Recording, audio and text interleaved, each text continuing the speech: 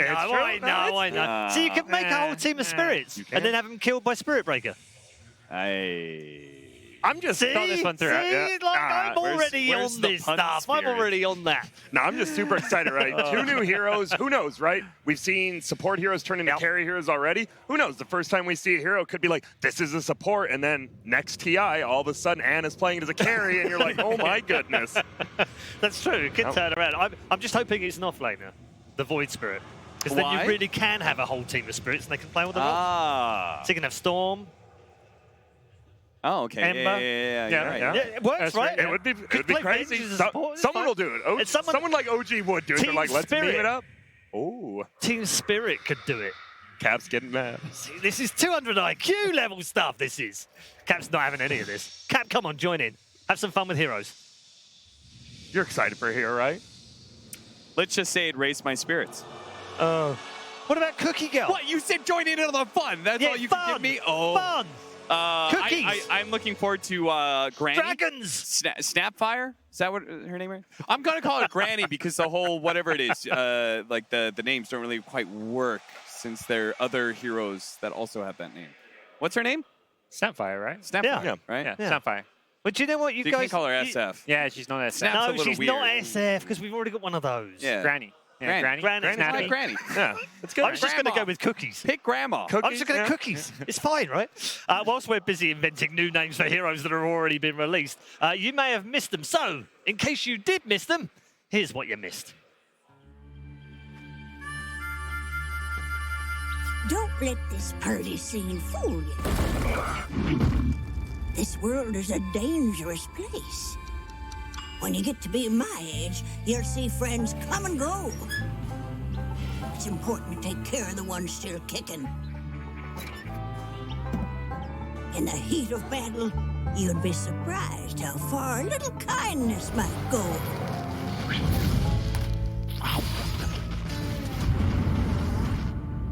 But not everyone deserves kindness. Hello, Auntie. This all you brought? Yes. Oh.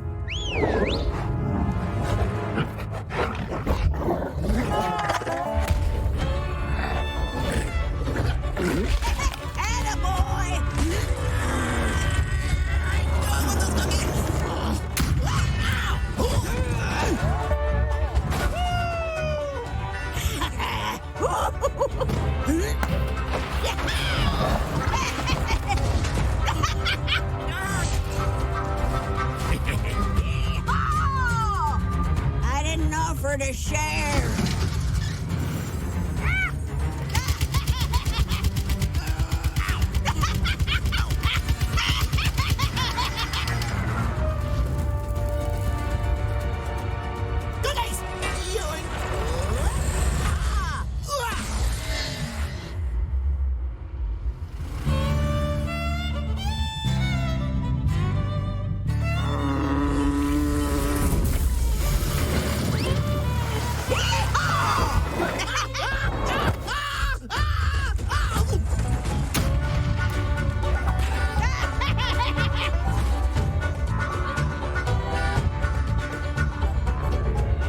Long have my celestial brothers beckoned, but I abhor the blindness of the mortal plane. From the void, nothing escapes my notice. No secret lies beyond my grasp. Yet, soon I must finally step from my hidden bastion to wage battle alongside my brothers and save them for a greater cause to come.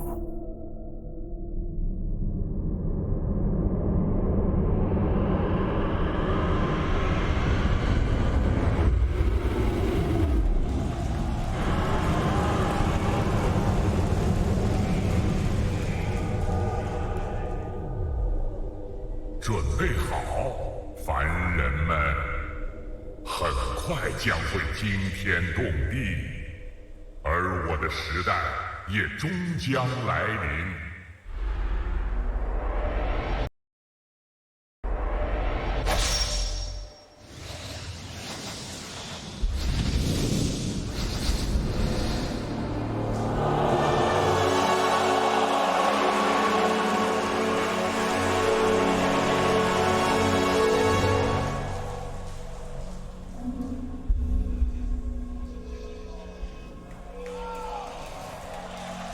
The Outlanders, Fall 2019. I know some of you might think that that cannot come fast enough. But, you know, you gotta hold your horses for a little bit. We're still having to go the TI9 Grand Finals. Now, before we get to that, first let me welcome in the people by my side. Lacoste, Trent, Cap, great to have you here for the final chapter of the OG Liquid story. Should be a good one. But before we get to that story, we're going to talk about some other stories about way back. TI1, and I think Lacoste is the only one there. Oh yeah, it was back in the days when Dota was quite different. We didn't have all the heroes, and when TI was first announced, I think a lot of the people didn't believe that it's actually happening. $1 million, $1.6 million prize pool for everyone, and before that we had the tournaments with maybe 50,000 max, and some of that money. Didn't pay out. Sometimes they didn't even pay out. We were about to see how things are going to go. We're going to go to the international. We also got the PCs from Valve for those who couldn't run it. So pretty good stuff, you know. And yeah, little known as well. You got a PC? People got PCs I didn't because I was dumb. I said I have a good one. I mean, I regretted it after, but you know me. I'm a cool guy. I'm not going to lie.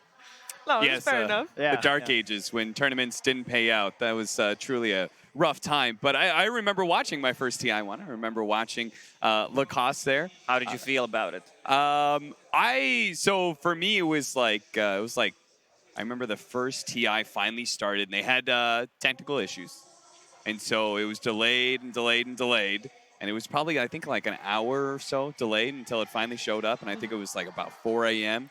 And I finally got to see the first draft screen. I finally got to see my first bit of Dota. And then I was just so exhausted. I had to work the next day, so I just passed out. Yeah, some heroes were unrecognizable. You were just like, what is this hero? Spells were just flying out. You didn't know what was happening. Some of the teams playing at the TI didn't know what spells were being casted. Like because we didn't have much time to practice. I think we got our keys a month and a half before. Wow. At TI2, it was a bit better, I would say.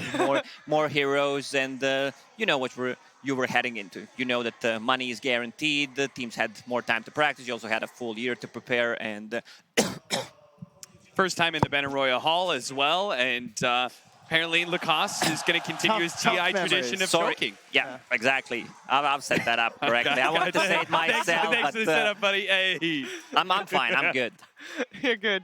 I was actually at TI2. It was the first TI I was at as well. So, it was a lot of excitement. At that point, TI was more about, I don't know, I just felt everybody was there. Everybody got an invite that was even remotely active in Dota 2 and the Dota 2 scene. Like, just come out and watch the games with us. You know, you don't need to do anything. I ended up doing something there as well, interviewing for my first time ever. It was great. But that was a great TI. It felt very friendly. I remember, I think I met Lacoste at the after party. Now the after party was in the Battle Royale Hall, in the lobby, and it kind of started when the tournament was still going on. And the lobby was also the place where the panel was at. That was in the background. Different. This sounds like a great idea. Can we bring that back? We can just have a party going on during Game 4. I have a very distinct image in my head of like TI is finished up, and there was that DJ and his little booth set up, and just like a few lights going on the ground, and there was like one person trying to dance. Nobody else. Can you name that person? I cannot name that person. I don't remember who it was, but it was pretty funny. What was the first TI you went to, Cap? I mean, it was TI2. TI2? Yeah. I didn't. TI1 was a little too far away. I was just excited to be able to watch it. But I didn't even know what was going on. I'm not gonna lie. I was like, you know, it's great that it happened, and I should have been there. Hindsight, obviously, but that's how that goes. You know, I also should have started a YouTube channel in 2005, because that would have been true. You know, it doesn't happen. TI3, I mean, we're gonna go through all of them. I like it. TI3 was everybody remembers the finals. Obviously, No one remembers anything before that. Nobody, yeah, because every time people talk about TI3, it's like, wow, that was one of the best finals ever. And I say one of the best because obviously TI8 was now maybe competitor for that. Come on, you remember one other moment, right? Is that even balanced? Oh yeah, was that from TI3? Yeah, that was the third No, place. that was the Pudge. Was that the finals, Pudge right? and I think that the was Chen TI2. reference? Was it? Was it not TI2? No, Found Hooking was TI3. That was the first Okay. TI I ever saw. Yeah. All right. Yeah. That was pretty crazy. I started playing like halfway through that year. I never heard of Dota. I was told that I could get free TF2 items. Shout out to all you Team Fortress players. Yeah, I see you out there. And my friend's like, yo, just come play Dota with us. You can get more TF2 items this way. I was like, oh, that's actually a great idea. Started playing Dota. I remember the first time I ever played it, my brother yelled from his room and said, come play for me. I have to go. And I was playing Puck on the off lane, and I killed a guy, and I just like, this game's awesome. Oh, Did he leave right after? Ever. Because that's what was happening back in the days. Like you kill someone to just straight out leave the game. Yeah, but the problem was that inspired me to play Puck, which I believe still holds a 30% win rate on my Dota because I never became a Puck player. Only a couple times. No, I played it like way too. I had no idea how to play Dota. But then came TI3, and that was, of course, so inspirational. And you're just like, wow, this community is absolutely ridiculous. Was that the first time there was crowdfunding? Yes. Yeah. Yes. Sounds about right. Sounds about right. People weren't really into all the cosmetics yet at that point. Right?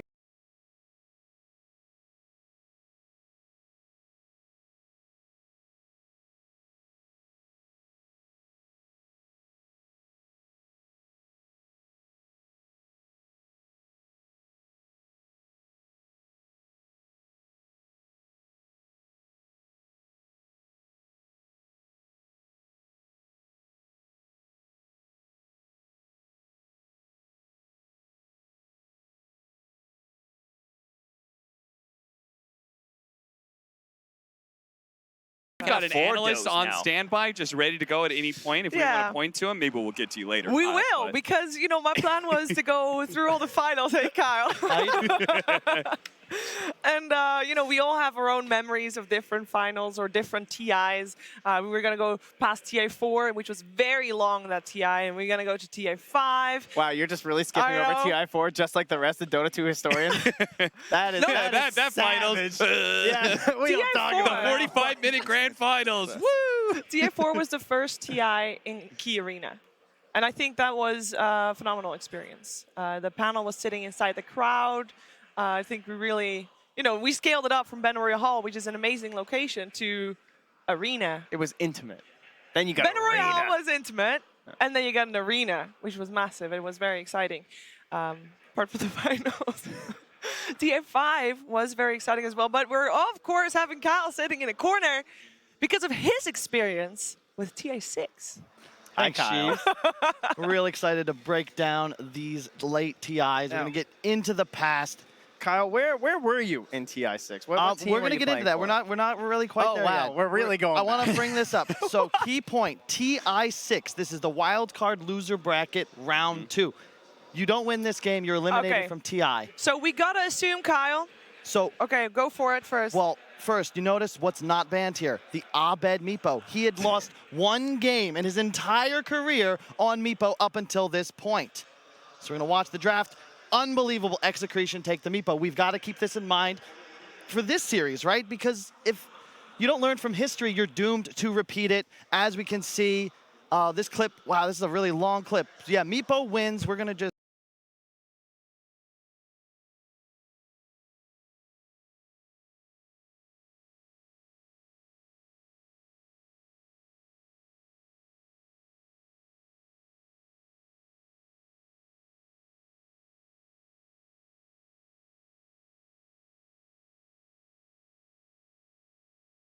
Who does?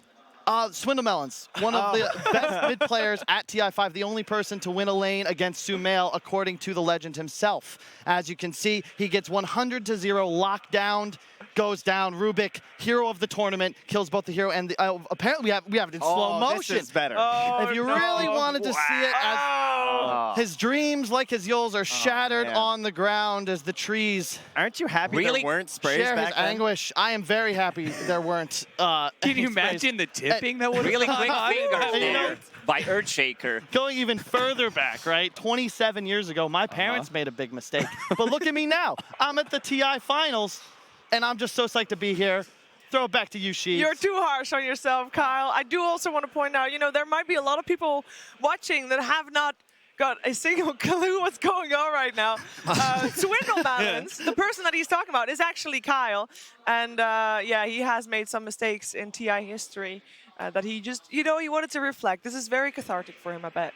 I hope it is, because otherwise I'm not sure. I was about to say, I love Kyle because whoever came up with that that whole idea of a segment, I don't know if it was yourself, Kyle. Did you come up with that or somebody else? I was inspired, and they made me do it after. I mean, I think a lot of people were inspired but to not drop items on the ground anymore after Everybody that. was doing it before Kyle did And it, you know? everybody started banning out Abed or keeping at least Abed's Meepo in mind in all the games to come as well. You're a part of history, Kyle. Very, very much so. Hey, if you make fun of yourself, you don't hurt anybody's feelings, right? True. Only your own.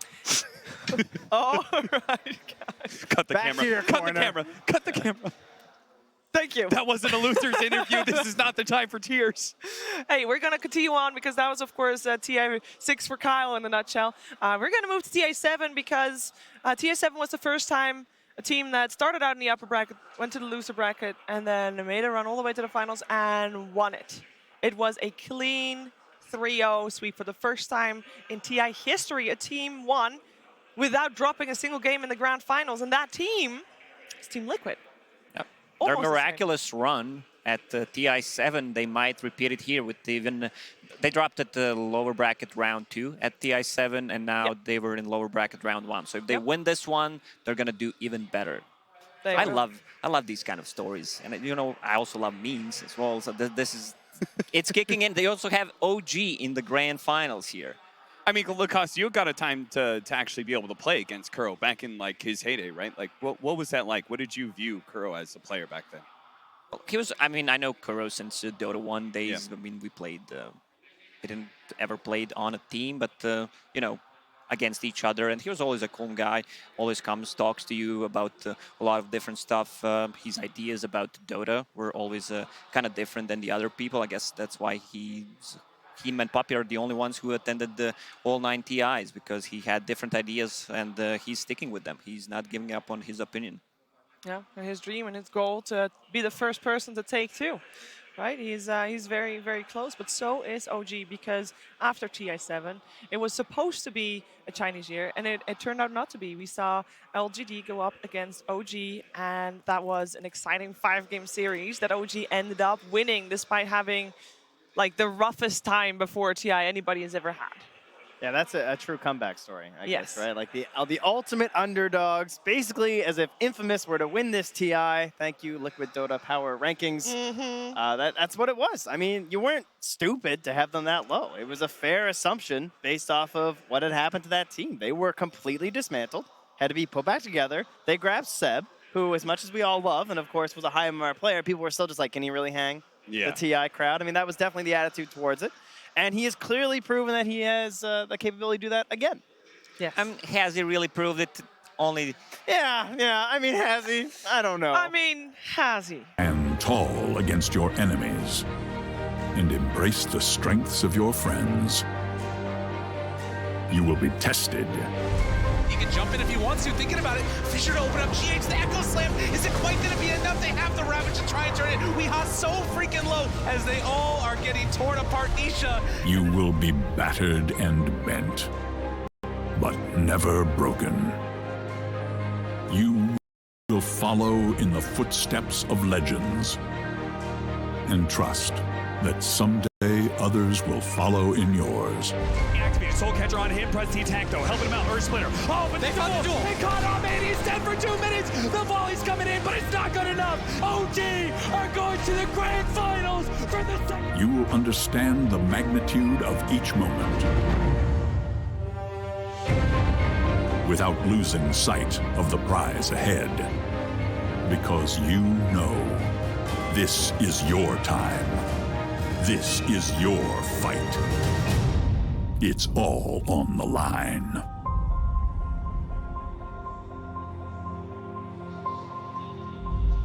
All on the line for Team Liquid and OG.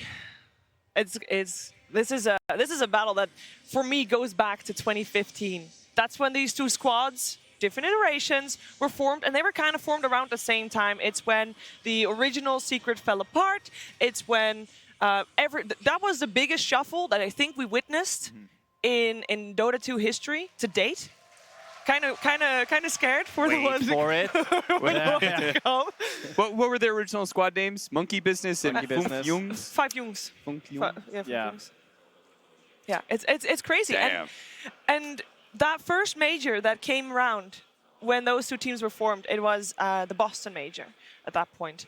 OG ended up winning that, and this European qualifier, it wasn't really European qualifier, it was Europe and CIS together. Yes. And it had Secret, Virtus Pro, it was a different Secret then, of course, Virtus Pro, Liquid, at Finim, and OG. Yeah. These 5, and only 3 or 2 would make it through. I think 3 at that point. It was so crazy. I remember everybody being so just baffled by the fact that Liquid didn't make it to that major, and neither did Secret actually. I mean, considering how good Adfinem was playing back in the days and their magical run as well, I'm not surprised. Yeah, there were some magical runs in there. A lot of emotions that we've seen from OG over the years, and actually over the last couple of days as well. We saw No-Tail in a winner's interview yesterday, and we just want you to see that again in case you missed it.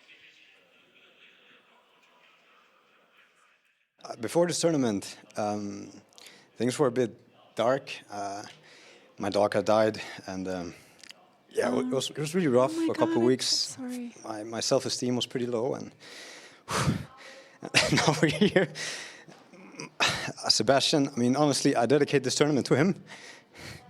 Oh, fuck, this is so crazy. You're making me cry. Stop it. No, but really, thank you, Sebastian, and of course, everyone else. Just feeling so fucking lucky, feeling so fucking good. Yeah. That's fucking adrenaline, I'm shaking.